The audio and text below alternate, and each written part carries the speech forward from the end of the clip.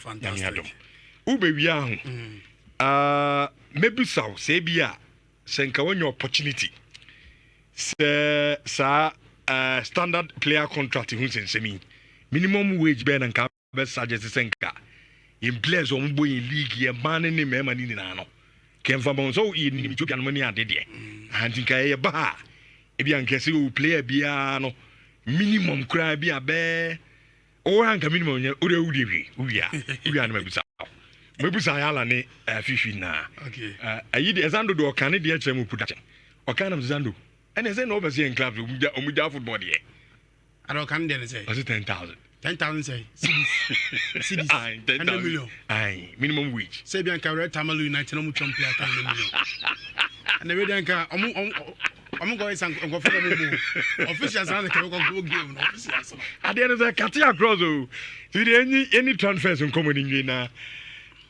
if you are at the sound common at the atwaso Richardo said I Momodi and man you a man for Sana Munyan Sambi no say house of folk almost Sunyan Sambi name common a man for a medical sana de free and more channel corner obo say pranking campaign can not them so must and play away now house of folk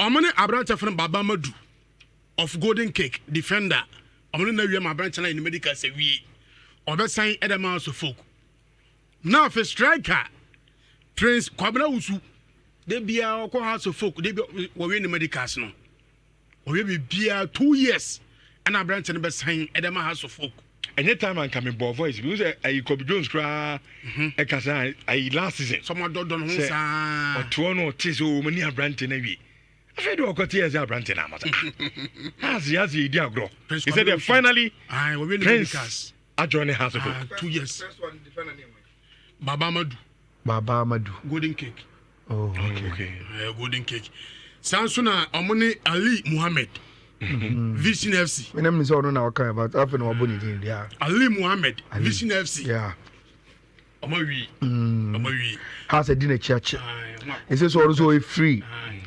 there's a nampanyifo pedi bia mana ma ne to kwan but has for na say o musre na o mo has no we say has more problem with almost center backs no we say kunedu ko Israel opo afra ne Fiifi boy no so the contract ne ewu ne sa wo hunti as a space da ho what man ya da on sana bra also mo fail are mo kam mon sana so mo contract da um no pa fa ne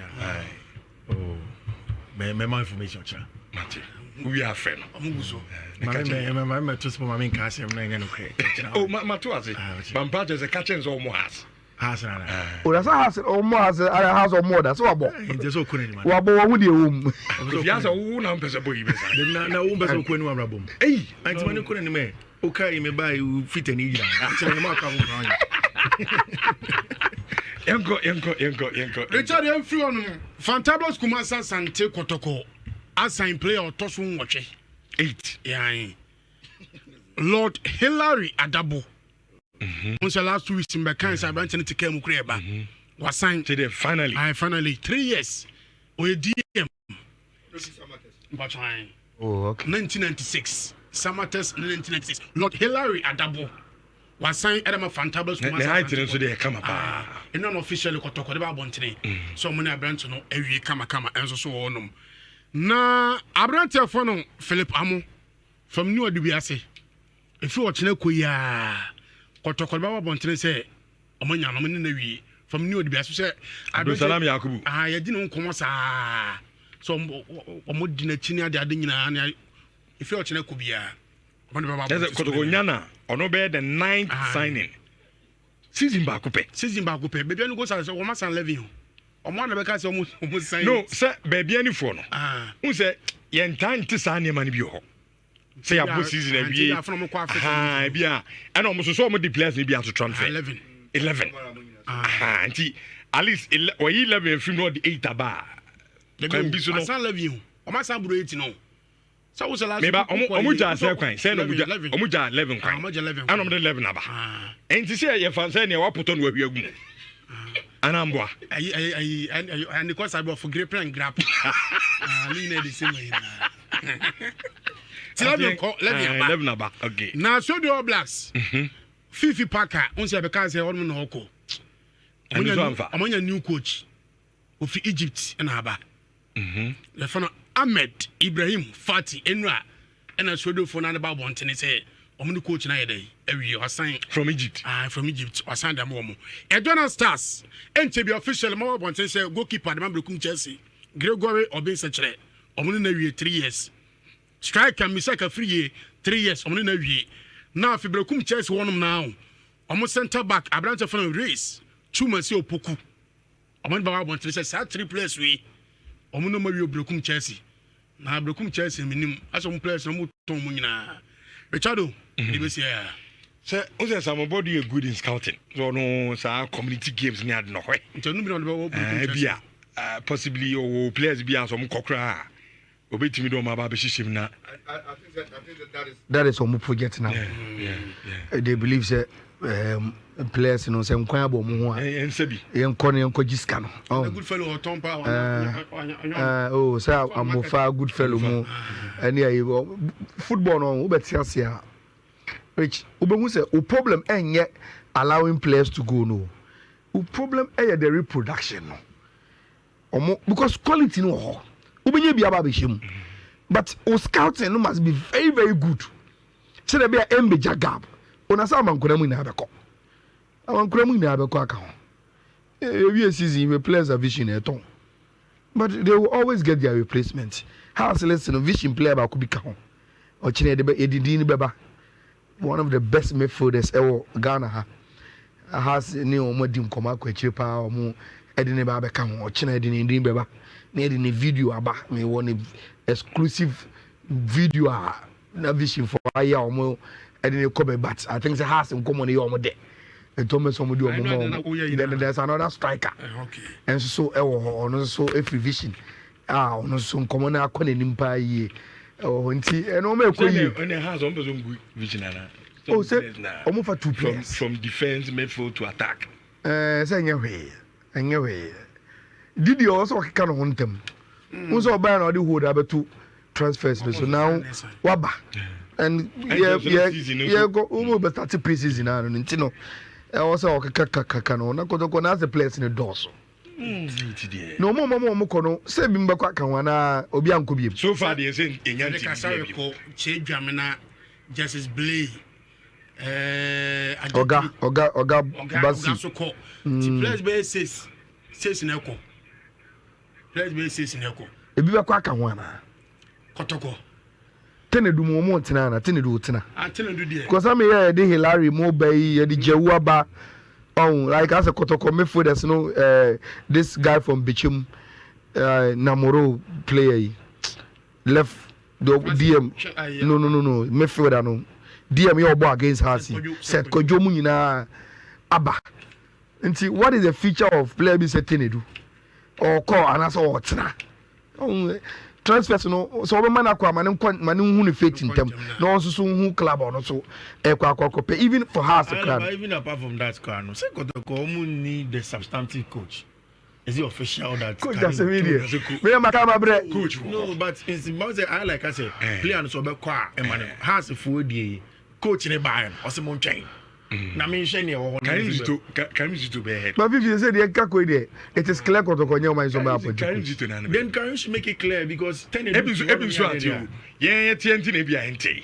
ebia within the Kotoko setup no coach at Trom so bia we ntina mon kofa we mra na say Kotoko ma 11 players cut it down so they are doing the business they are doing it but what Fiifi is saying is for more wa bonte no ebe see there's a communication gap if Sezito obi to set ten do for instance see at so obako ese ko do uja no kwan achina ama ten do akọ intimenu prayer no ana mo so won twentwe so on now no nka enye clear say bia o see for today tia me buy into sa on twentwe so ne say ten do no wotim ni mu dada but president cap here na say Kotoko boy new ones na me sign ho bo One Bobby. Bana ishe no kakra. Oh dear. Why a fit, my Ala tene duna nkasa even and ogum kra okay muko boase ni but Fiifi and Ogum in the second round. The guy wanted to leave. He had put in a transfer request. But me nyabi mbembesemiko. Kotoko na le kan so there bi. Ye be hia. Na ye bo season na wie. The guy is still there. Set Kojomuni, Jau, Ube, sign who bought against us. Any on your money be more. If they have to take a decision on him, they should do it quick. Because Tawana Kotoko, there were other clubs that were interested. And yesterday, Ebia Kotoko went to Myanmar. Or could be a fine player. Over to Myanmar. And Kotoko money has come from players here this summer. Why no matter? Said Levy players couldn't They released them on mutual termination. Auto player. One man platform. At the end, was me Jan Kofi. Makase Rich. So bad. The caveat and say Kotoko standard no. Say Kotoko kaso koto player. And last time I gave you Manchester United more examples. Say Kotoko kaso koto player. Rich, the player must be good enough. Say, Kotoko nimpo the went to Myanmar. Also, you're good enough to play at that small class. If you play, for instance, Samson Eduku, Kotoko terminated the contract, and you have a go to. So, does it mean, say, if Kotoko preserved player no status, and over you say we will do business around him, and Kakao will be Mameto. It's a play be over Kotoko over house there. Say Kotoko because we be able to see football. You can see fine play over Kotoko. There's no team ball. And yet the problem of manager be found by any day. It means you football. But the player standard no. And also when team Kotoko has, he should be good enough to play Bekum Chelsea, Bechem, Bebiani Gosta, Samates. He should be good enough to play there. So there must be kaka. But crowd yeah. Bad. And your prudent management. I think one 7 players, 6 players. When no one see the ground. Anna, sometimes I think that Anna, your club managers, they are quick to let the players go. Say your crew must say we are too sentimental, even with things that are supposed to be business. Apart from that, no. So who can say be a old chain toner agents be better be now say when you offer be a mano and also person conti terminate the contract to crown uncle. It happens. Who catch players on Nhyira or on your Kotoko standard like I like saying. I didn't know Kotoko standard that he has still under contract to me. So I find a club, no just crack. But these agents will make it too sentimental. And you terminate the contract no yet say more. Sir. Simple because your business orientation idea sports Rich still in do top. Do you know say in the last 5 years Rich they've stopped describing players as players they describe them as assets meeting right Japadier. Yes. They've stopped at business meetings or clubs. They've stopped describing players as athletes. They are assets. Because truly they are assets. Should be to say Marcus Stratford. So Radford Kotoko na. Oh, okay. I want to go. I said no, you better on. Only Chelsea. A chain for Kepa is a balaga. We there was 5 million. At least what before that, we call loan near there. I don't find home. We call loan Madrid. To the extent that money assets no money. Kepa contract and you or money extended 1 year. And they are getting 5 million. And say if we see start seeing our orientation, where we will stop describing players, so we athletes, into be a nipa. Next, I say you describe them as assets, then we will come into a business conversation. And say who discuss Koto Japadia, Kase Japadia. For instance, who shop now go for no more be guma. Na say no man a shop wa. And to make us where we can be able to be because your money don't come in. See, no money don't come here. Yet the bonus and I say, you can't be able to be in. Your money don't come in. You get it. It is because you see it as your assets. Maybe I see that as well. But your money don't come in. Oh, I also money don't come in. In business terms, even when you don't need a normal, maybe a car can expiry date at China any idea. What did they do? Most of them good track so, do with the new money so. Of course, you tobacco ever told you not. That is it. And we need to start seeing football from that light. Yeah, we already when you enjoy a nipa emotions. Oh, a player. Oh, it's me. I'm will be say. They are assets. Let's manage them as such. Insurance of 4.5 for Pamcho Yabasi. And near man on ne fe, ne bois, and I said, the end chain in Amcania. It's in a